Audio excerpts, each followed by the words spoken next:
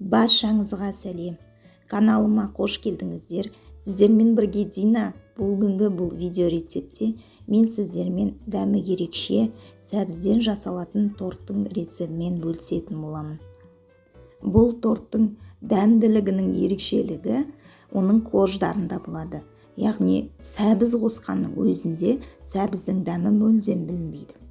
Ал енді тортты жасауға кірісетіннен алдын каналымда алғаш рет болсаңыздар, тіркеліп кетуді ұмытпаңыздар.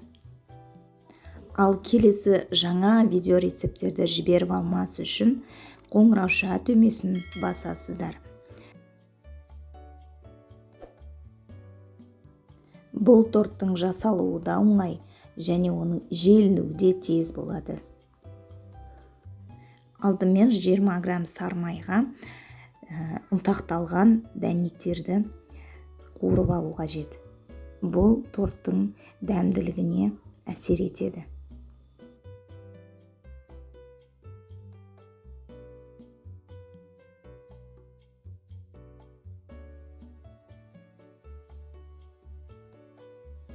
Сәбіздерді теркіден өткізіп аламыз.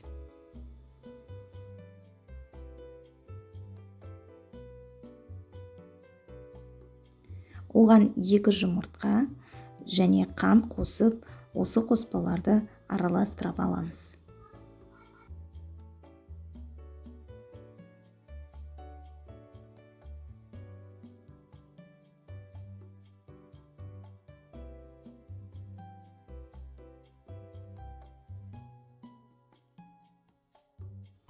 Одан соң сұйық май құямыз.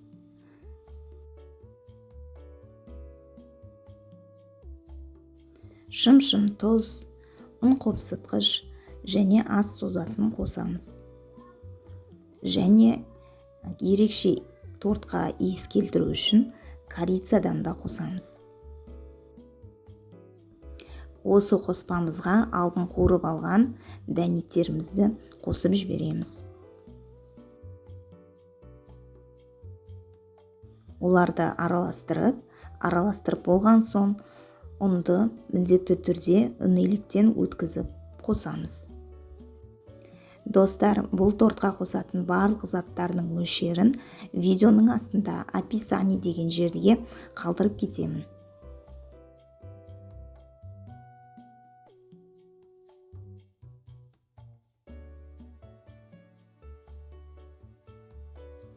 Қождарға қамырымыз дайын, шамамен осындай қоюлықта болады.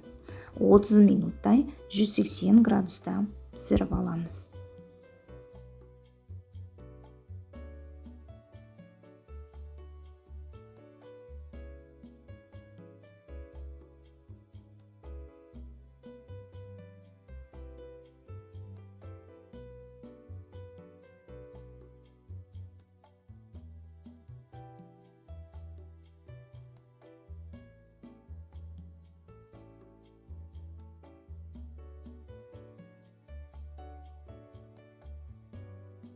Кремін дайындаймыз. Креміне сүзбелі ірімшік, қаймақ және қойытылған сүттің қайнатылған түрін қосамыз. Қоспаларды араластырамыз, креміміз дайын болады.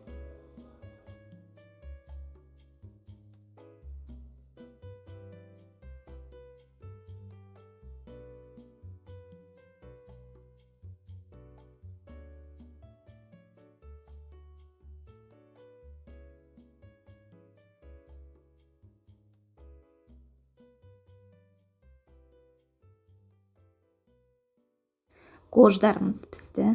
Қараңыздар, арасы осындай ерекше әдемі түсті болып піседі, ал дәмі өте керемет болады. Осыдан соғған қождарымыздан дайындаған кремімізден торт құрастырамыз.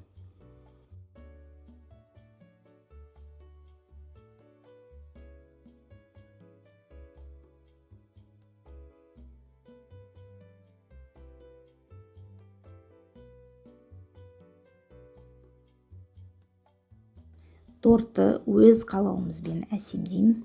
Тортымыз дайын. Тоңазытқышқа 1-2 сағатқа салып қойсаңыздар да болады.